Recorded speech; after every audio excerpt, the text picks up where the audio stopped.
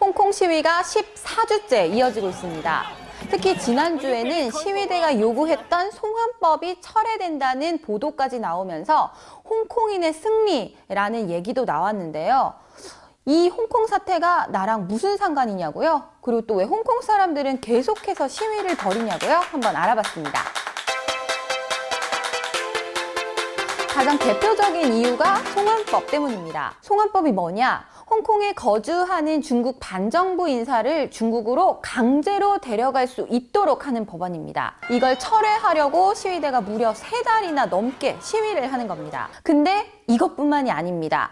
중국이 자꾸 홍콩에 내정 간섭을 하려는데 그거 하지 말라는 겁니다. 홍콩의 대통령격인 행정장관에도 중국이 자꾸 영향력을 행사하려고 하는데 그것도 고치자는 거죠.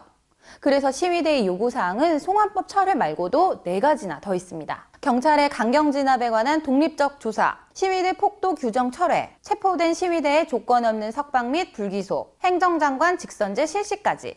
그런데 홍콩의 대통령이라고 불리는 캐리람 행정부 장관은 이 4가지를 모두 거부했습니다. 이에 따라서 홍콩 사회가 극적으로 안정화될 거라는 기대는 좀 멀어지고 있는 거죠. 그 중대 기로가 바로 지난주 일요일이었는데요. 시위대가 시위를 할 것이냐, 더 크게 할 것이냐, 안 할 것이냐 이런 게 궁금했었는데 시위대와 경찰은 또 한 번 크게 충돌했습니다. 일부 시위대는 불을 질렀고 경찰이 이에 맞서서 최루탄을 던졌죠. 이렇게 길게 설명을 했는데 이 홍콩 사태가 우리랑 무슨 상관이냐고요? H지수와 연계된 ELS 투자자들과 금융권에는 아주 직접적인 연관이 있습니다. 홍콩 시위 그 자체가 내 돈을 위협하는 직격탄을 날릴 수 있거든요.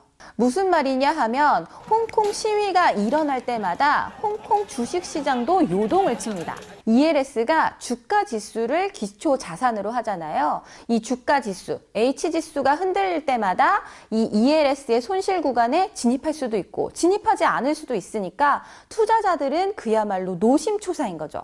실제로 홍콩 시위 등으로 지난 3월 이후 6개월간 H지수는 9.35%나 하락했습니다. 우리나라의 수출 핵심인 반도체 등 전자업종에도 엄청난 영향을 미칠 수 있습니다. 홍콩은 중국, 미국, 베트남에 이어서 4번째로 큰 수출 시장이고요. 반도체와 메모리 반도체가 차지하는 비중은 70% 정도로 높게 나타납니다.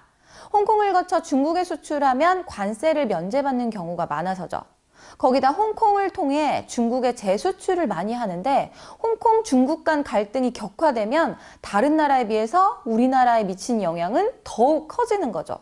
거기다 지금의 홍콩 시위가 미국과 중국의 전면전으로 치닫게 되면 미중 무역 협상에도 악영향을 미칠 수 있습니다. 지난 주말 시위만 보더라도요. 이 홍콩 시민들은 성조기를 휘날리면서 트럼프 홍콩을 구해줘요 이렇게 말을 했는데요. 그 이유인 즉슨 일부 미국 의원들이 추진 중인 홍콩 인권과 민주주의라는 법안 때문입니다.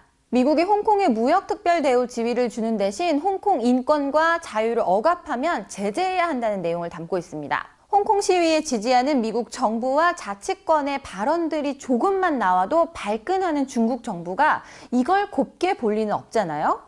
이 홍콩 시위가 미중 무역 협상에 조금이라도 연관이 되면 이 세계 경제의 불확실성은 더욱더 걷잡을 수 없이 커지게 될 겁니다. 3달이나 넘게 이어져 온 시위이기 때문에 단칼에 시위가 끝날 수는 없겠지만 이 홍콩이란 나라의 특수성 그리고 중요성에 걸맞게 부디 현명한 결말이 나길 바라겠습니다.